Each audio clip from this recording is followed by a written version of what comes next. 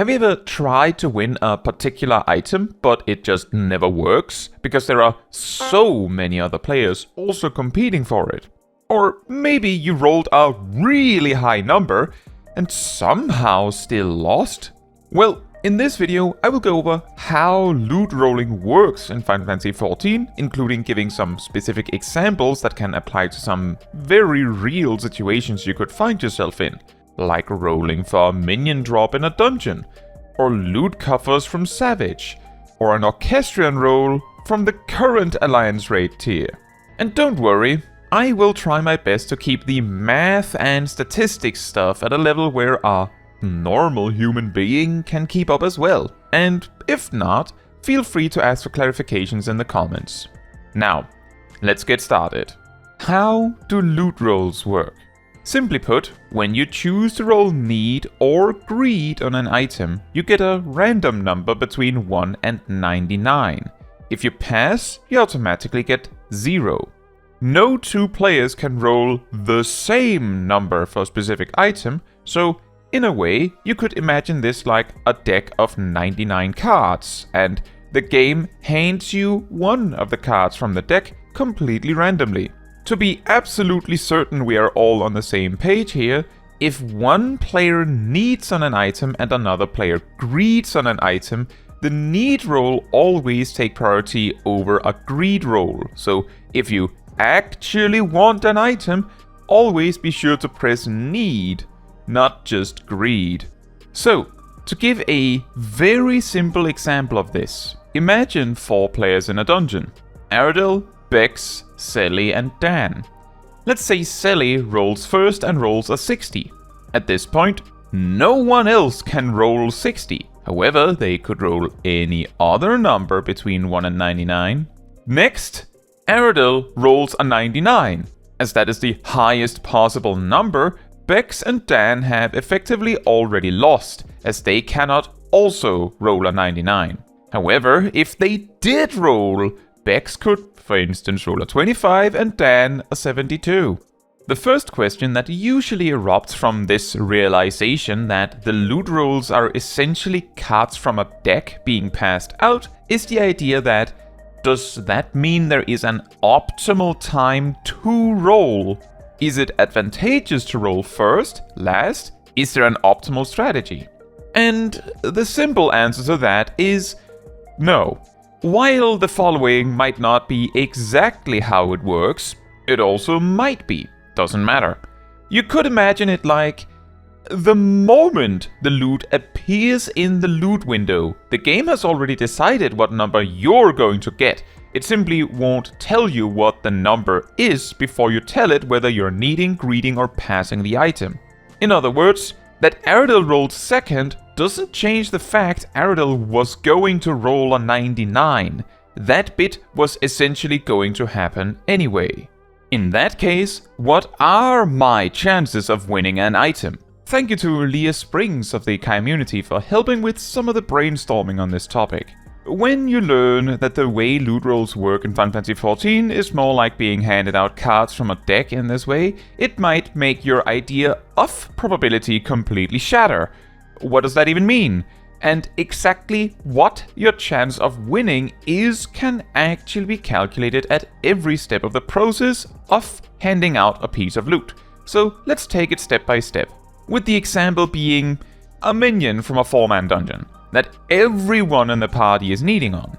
Before anyone has rolled, the probability of you winning in particular is effectively 1 in 4, which is probably not surprising. Of course, when no numbers are revealed yet, it is equally probable that you have the highest number as anyone else having the highest number. Now, for the next step, let's try a few different outcomes. Let's start with the assumption that you roll last. In that case, for the example, let's say the first person to roll rolls a 25. At this point, you have 74 out of 98, or about 75.5% chance of beating that roll. However, the 2 other individuals that have yet to roll also have that probability. And assuming they do, the things that changed in this game of loot distribution is that about a fourth of the possible numbers were removed, and one player was too. So a rough estimate suggests that your chance of winning still is about 1/4. Next, let's say the second person to roll gets a 60. Now you have 39 out of 97 chances of beating them, and 58 chances of losing as the 25 has already been taken out. This means your chance of beating the 60 is around 40%. However, once again, the other individual that has yet to roll has that same chance too, so a rough estimate is that your chance of winning is now somehow closer to only 20%, which sounds wild because your chance of winning decreased by doing nothing. And then the third person rolls a 90, leaving you with a 9 out of 96 chance of winning, or 87 out of 96 of losing, since 60 and 25 have already been removed from the pool. This leads to about 9.4% chance that you win the item. Again, somehow your chance decreased by doing nothing. This seems somewhat nonsensical, but when you really think about it, your chance was always about 9.4% chance from the very beginning. The only thing that changed is that the other player's cards were revealed. If we then flip the script and have you roll first instead, we can actually estimate the entire probability that you lose once we know what you rolled. Of course, the chance becomes more specific as more information is known, but we can actually make an educated guess with just your own number. Let's say you rolled a 90 to mirror parts of the previous example. To use the deck of cards analogy a bit more directly, at this point there are 98 cards remaining in the deck, and 9 of those cards beat yours. This means the first card revealed would have a 9 in 98 chance of beating yours, the second would have a 9 in 97 chance, and the third a 9 in 96 chance. An interesting lesson in probability is that the easiest way to determine the actual chance of you winning the item in this particular scenario is to calculate the probability that you don't lose, which might sound very roundabout, because it is. In other words, the numbers you would actually be interested in are the 89 in 98 chance the first roller loses, the 88 in 97 chance the second roller loses, and the 87 in 96 chance that the third roller loses, multiplied together, as all three results must happen for you to not lose. A perhaps easier to grasp example of this is to ask yourself what the chance of not rolling a 6 in 3 tries with a 6-sided die is. 5/6 times 5/6 times 5/6. About 58% chance there. But back to the card example. 89/98 times 88/97 times 87/96 gives us a chance of 74.66% chance, which means you have a 25.33% chance of losing. Isn't that amazing?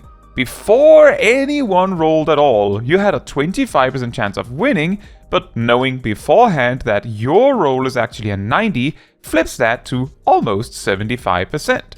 But more importantly, it also still means that what feels like almost a certain win with a 90 of all things is actually only a 3 in 4 chance of winning, not a 9 in 10.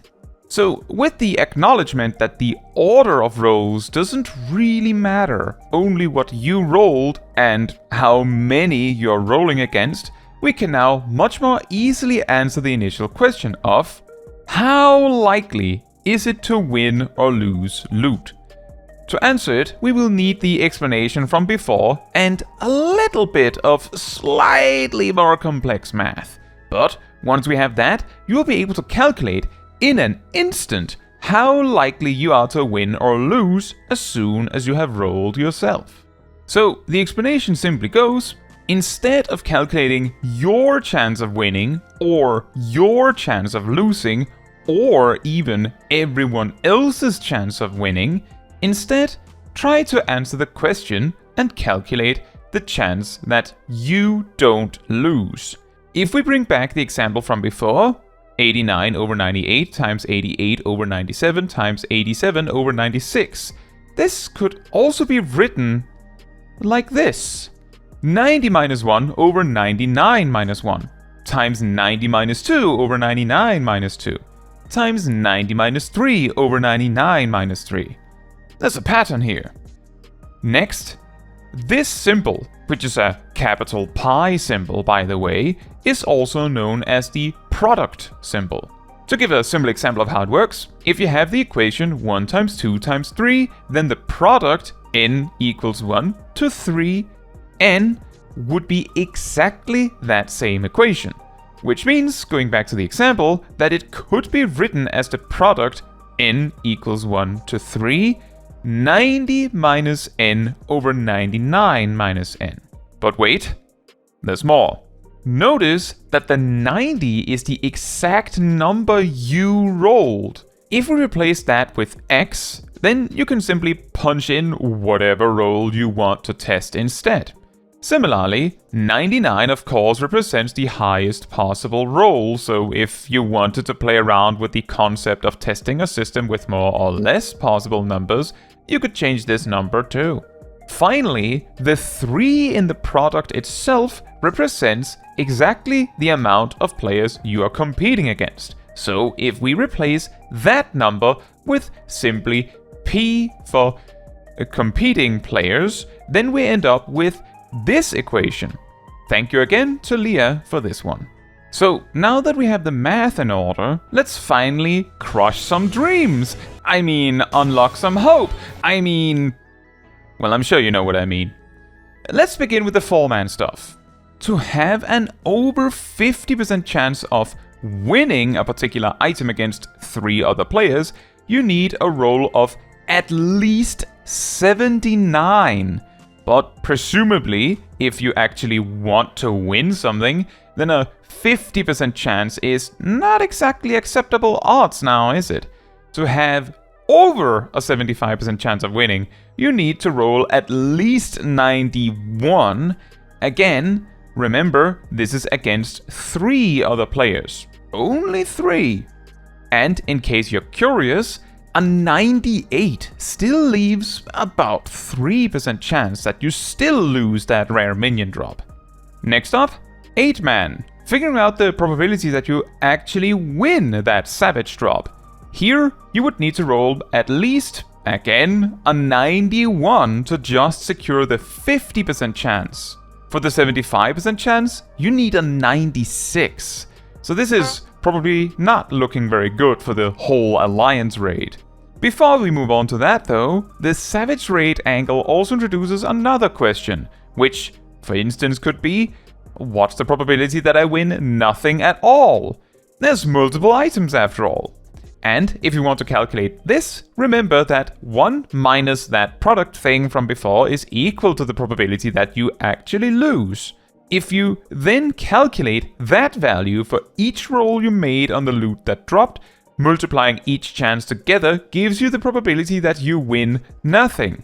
For example, if you beat M5S and you rolled a 30, an 85, a 42 and a 69, nice, on the 4 savage drops, then your chance of winning nothing would be about 62%.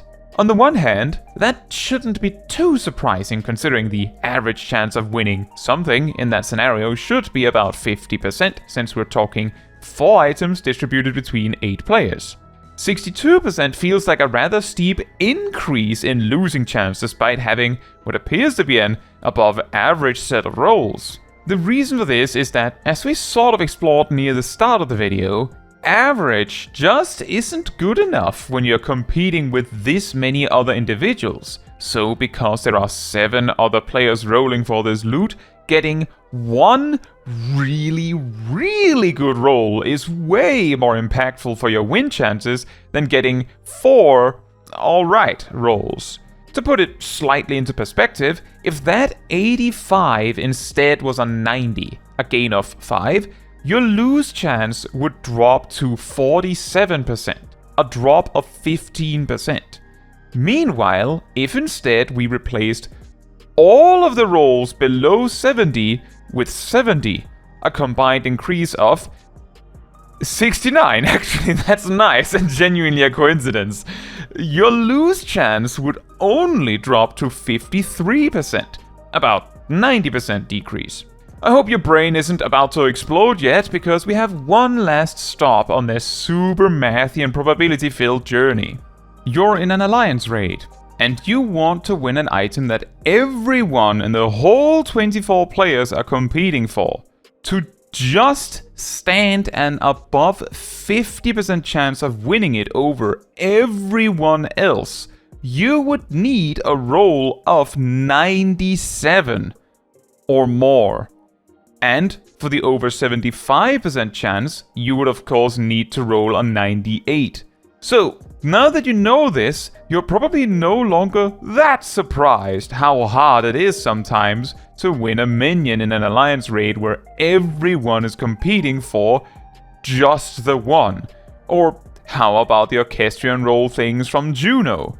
Even with 3 of them dropping, with so many players competing, a roll of less than 84 will give you a less than 1% chance of winning the item. So, I hope you found this very mathy adventure of turning loot into probabilities interesting. I made most of the calculations, as well as the graph plots with R and R Studio, which is a statistics programming language and free software to work it in. This is not sponsored. I will put either in the description or in a pinned comment or something the function I made to calculate the product, which was used frequently throughout the video. And if you implement this in R, all you would need is to input the number of competing players and the number you rolled. I hope you have fun with it. And remember, if you have any questions or maybe a mathy fun fact of your own, please do let me know in the comments. Now, that is all for this video. Thank you so much for watching. If you would like to support me and my channel more directly, you can become a member like these wonderful people here. You can also alternatively support me through Ko-Fi, link in the description. You can also support the channel by letting the YouTube algorithm know by liking the video, leaving a comment, subscribing, sharing, and hitting the bell to get notified when next I post a video. Fun fact, Bard's repertoire procs worked off a 40% chance per dot tick per dot before Endwalker changed it to how it works now. Similar to how it was demonstrated in this video, sometimes flipping a question on its head leads to a more satisfying result. For instance, while the chance of getting 2 procs at once was clearly 2 over 5 times 2 over 5, 16%, getting at least 1 was more easily calculated by subtracting the chance of no procs from 100%, which would be 1 minus 3 over 5 times 3 over 5, 64%. With of course 16 of those 64% being the chance of getting 2 procs at once, meaning the chance of getting exactly 1 proc was effectively 48%.